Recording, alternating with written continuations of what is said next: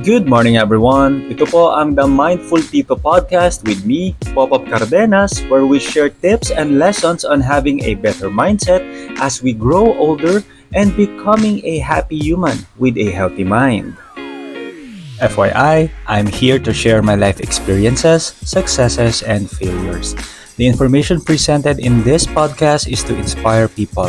I recommend seeking guidance from experts such as mental health advocates and other experts in the chosen field. But rest assured that all your feedback, comments, and suggestions are important to me to improve my content moving forward.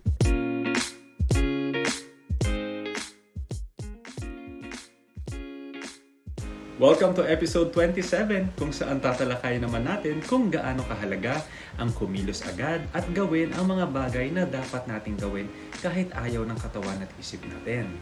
Ang problema kasi sa atin, mahilig tayo magplano ng mga bagay at mag-set sa isipan natin ng mga goals sa buhay sa umpisa lang.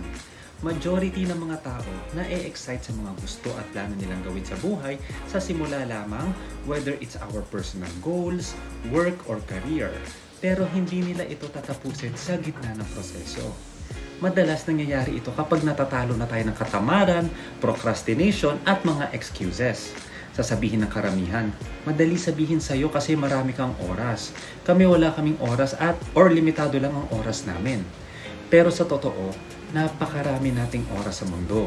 Hindi lang natin alam kung ano ang mga wastong paraan para gamitin ito.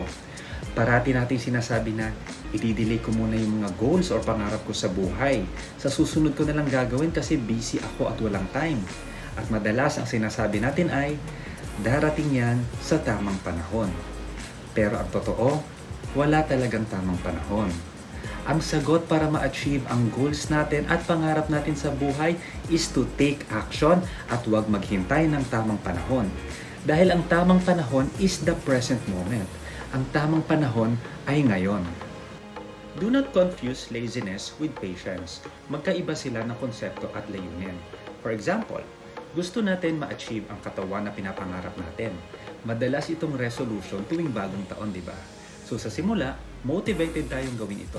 Nag-set tayo ng workout, nag-set tayo ng diet, nag-set tayo ng schedule, pero after 2 to 3 weeks, pag wala pa tayong nakikita progress sa pinaghihirapan natin, doon tayo nawawalan ng motivation at nawawalan tayo ng gana. At magko-quit tayo. Sasabihin natin, wala naman akong nakikitang progress bakit ko pa paghihirapan?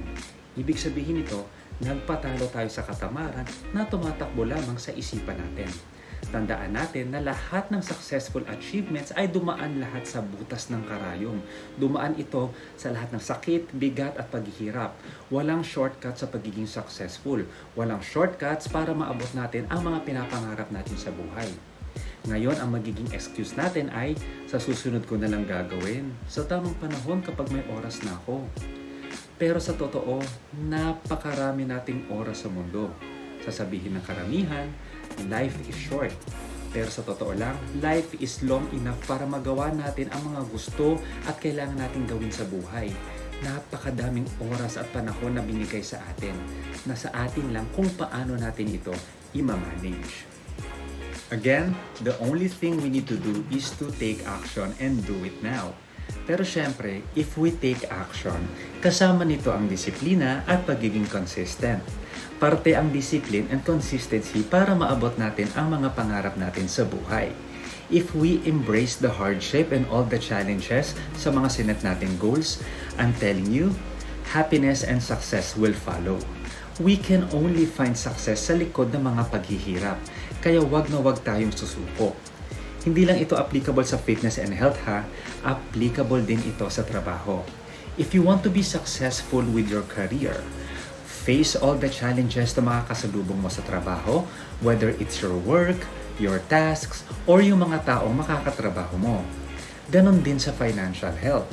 If you want to be financially free in the future or for your long term, save or invest your money na hindi mo magagalaw in the present moment.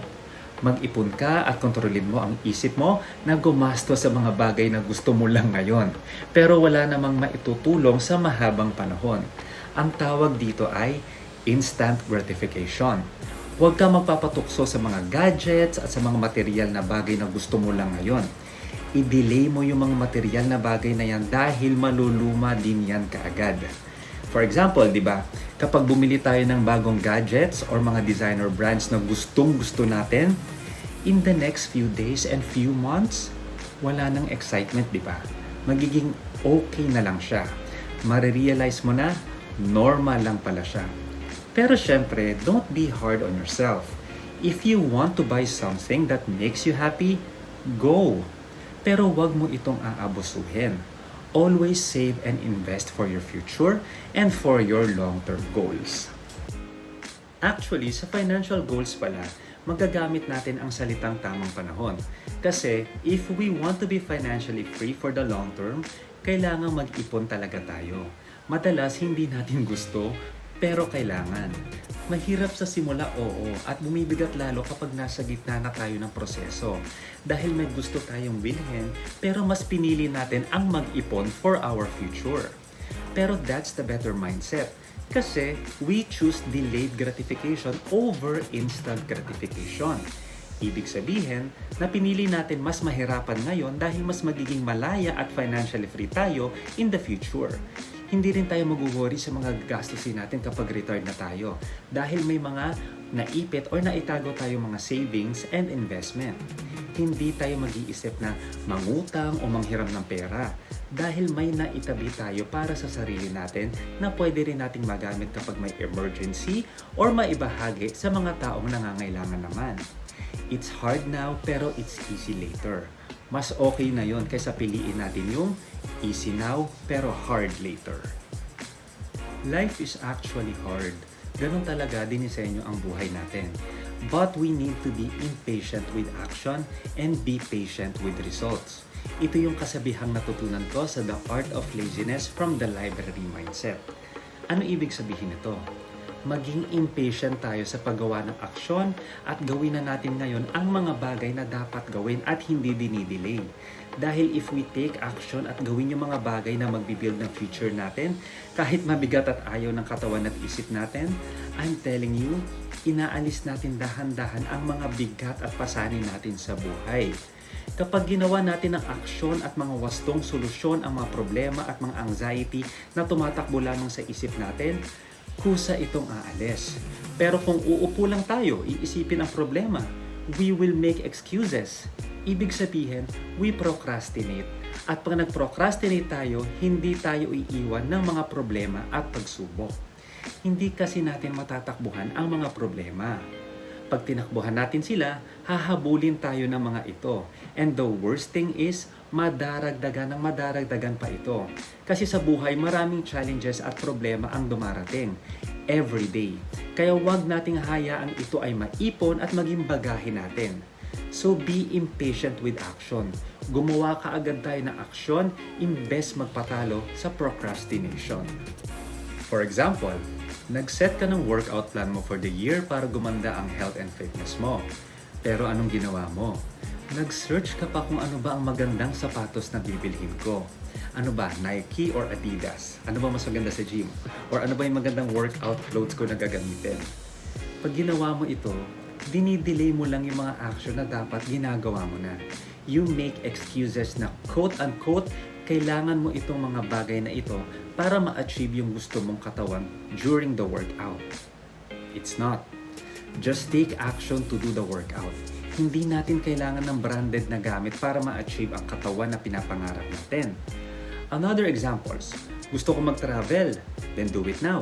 Ito ang tamang panahon. Gusto ko mag-travel pero wala akong perang panggastos eh. So start saving now.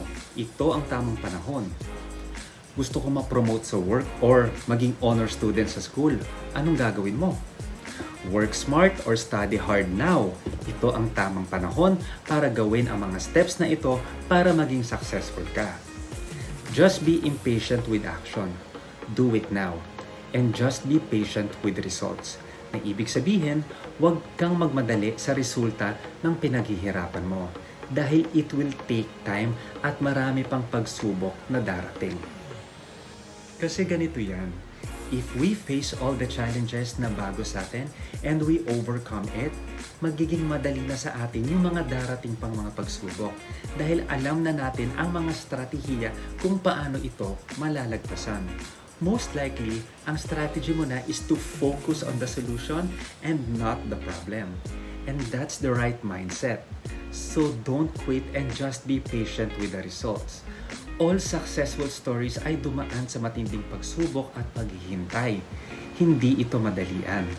Kaya again, kapag nararamdaman nating tinatamad tayo o sa tingin nating matatalo tayo ng procrastination, just take action. Do it kahit mahirap.